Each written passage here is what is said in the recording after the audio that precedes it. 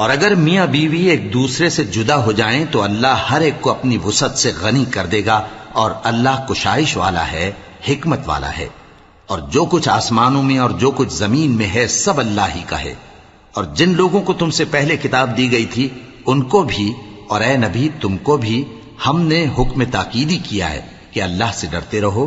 اور اگر تم لوگ کفر کرو گے تو سمجھ رکھو کہ جو کچھ آسمانوں میں اور جو کچھ زمین میں ہے سب اللہ ہی کا ہے، اور اللہ بے نیاز ہے، لائق حمد و ثنا ہے۔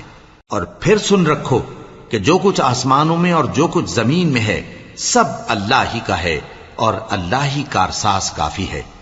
لوگو، اگر وہ چاہے تو تم کو فنا کر دے اور تمہاری جگہ اور لوگوں کو پیدا کر دے، اور اللہ اس بات پر پوری طرح قادر ہے۔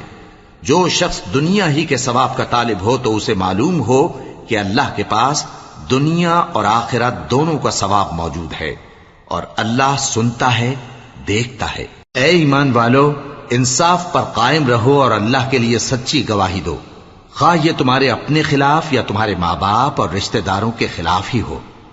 اگر کوئی امیر ہے یا فقیر تو اللہ ان دونوں کا زیادہ خیر خواہ ہے، پس تم خواہش نفس کے پیچھے چل کر عدل کو نہ چھوڑ دینا۔ اگر تم لگی لپٹی بات کہو گے یا سچائی سے پہلو تہی کرو گے تو جان رکھو اللہ تمہارے سب کاموں سے واقف ہے۔ مومنو، اللہ پر اور اس کے رسول پر اور جو کتاب اس نے اپنے اس پیغمبر پر نازل کی ہے اور جو کتابیں اس سے پہلے نازل کی تھیں سب پر ایمان رکھو۔ اور جو شخص اللہ اور اس کے فرشتوں اور اس کی کتابوں اور اس کے پیغمبروں اور روز قیامت سے کفر کرے وہ رستے سے بھٹک کر دور جا پڑا۔ جو لوگ ایمان لائے پھر کافر ہو گئے، پھر ایمان لائے پھر کافر ہو گئے، پھر کفر میں بڑھتے گئے، ان کو اللہ نہ تو بخشے گا اور نہ انہیں سیدھا رستہ دکھائے گا۔ اے پیغمبر، منافقوں یعنی دو رخے لوگوں کو بشارت سنا دو کہ ان کے لیے دکھ دینے والا عذاب تیار ہے۔ وہ جو مومنوں کو چھوڑ کر کافروں کو دوست بناتے ہیں، کیا یہ ان کے ہاں عزت حاصل کرنی چاہتے ہیں؟ سو عزت تو سب اللہ ہی کی ہے۔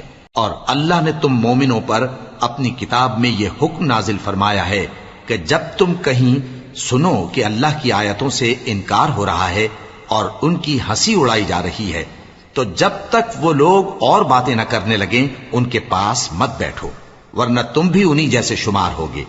کچھ شک نہیں کہ اللہ منافقوں اور کافروں سب کو دوزخ میں اکٹھا کرنے والا ہے۔ جو تم کو دیکھتے رہتے ہیں، پھر اگر اللہ کی طرف سے تم کو فتح ملے تو کہتے ہیں کیا ہم تمہارے ساتھ نہ تھے؟ اور اگر کافروں کو فتح نصیب ہو تو ان سے کہتے ہیں کہ کیا ہم تم پر غالب نہیں تھے اور تم کو مسلمانوں کے ہاتھ سے بچایا نہیں؟ اب اللہ تم سب میں قیامت کے دن فیصلہ کر دے گا، اور اللہ کافروں کو مومنوں پر ہرگز غلبہ نہیں دے گا۔ منافق ان چالوں سے اپنے نزدیک اللہ کو دھوکہ دیتے ہیں، یہ اس کو کیا دھوکہ دیں گے؟ وہ انہی کو دھوکے میں ڈالنے والا ہے۔ اور جب یہ نماز کو کھڑے ہوتے ہیں تو سست اور کاہل ہو کر صرف لوگوں کے دکھانے کو اور اللہ کو یاد ہی نہیں کرتے مگر بہت کم، ڈاواں ڈول ہو رہی ہیں، نہ ان کی طرف ہوتے ہیں نہ ان کی طرف، اور جس کو اللہ بھٹکائے تو تم اس کے لیے کبھی بھی رستہ نہ پاؤ گے۔ اے اہل ایمان، مومنوں کے سوا کافروں کو دوست نہ بناؤ۔ کیا تم چاہتے ہو کہ اپنے اوپر اللہ کا صریح الزام لو؟ کچھ شک نہیں کہ منافق لوگ دوزخ کے سب سے نچلے درجے میں ہوں گے اور تم ان کا کسی کو مددگار نہ پاؤ گے۔ ہاں، جنہوں نے توبہ کی اور اپنی حالت کو درست کر لیا اور اللہ کی رسی کو مضبوط پکڑ لیا اور خالص اللہ کے حکم بردار ہو گئے تو ایسے لوگ مومنوں کے ساتھ ہوں گے، اور اللہ ان قریب مومنوں کو بڑا ثواب دے گا۔ اگر تم لوگ اللہ کے شکر گزار ہو اور اس پر ایمان لے آؤ تو اللہ تم کو عذاب دے کر کیا کرے گا؟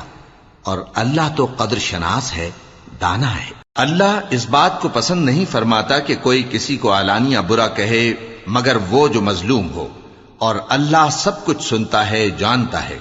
اگر تم لوگ بھلائی کھلم کھلا کرو گے یا چھپا کر یا برائی سے درگزر کرو گے تو اللہ بھی معاف کرنے والا ہے، صاحب قدرت ہے۔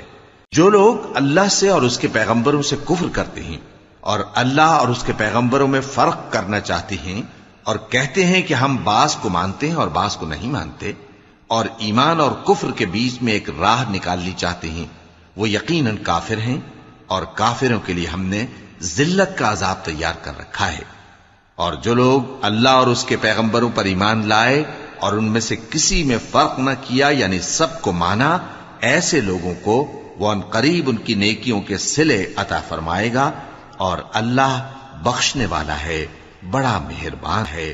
اے پیغمبر، اہل کتاب تم سے درخواست کرتے ہیں کہ تم ان پر ایک لکھی ہوئی کتاب آسمان سے اتار لاؤ، تو یہ موسیٰ سے تو اس سے بھی بڑی بڑی درخواستیں کر چکے ہیں۔ ان سے کہتے تھے ہمیں اللہ کو ظاہر یعنی آمنے سامنے دکھا دو، سو ان کے گناہ کی وجہ سے ان کو بجلی نے آ پکڑا، پھر کھلی نشانیاں آ جانے کے بعد بچڑے کو معبود بنا بیٹھے، تو اس سے بھی ہم نے درگزر کی۔ اور موسیٰ کو ہم نے کھلی سند دی تھی، اور ان سے عہد لینے کو ہم نے ان پر کوہ طور اٹھا کھڑا کیا، اور انہیں حکم دیا کہ شہر کے دروازے میں داخل ہونا تو سجدہ کرتے ہوئے داخل ہونا، اور یہ بھی حکم دیا کہ ہفتے کے دن مچھلیاں پکڑنے میں تجاوز یعنی حکم کے خلاف نہ کرنا۔ غرض ہم نے ان سے مضبوط عہد لیا۔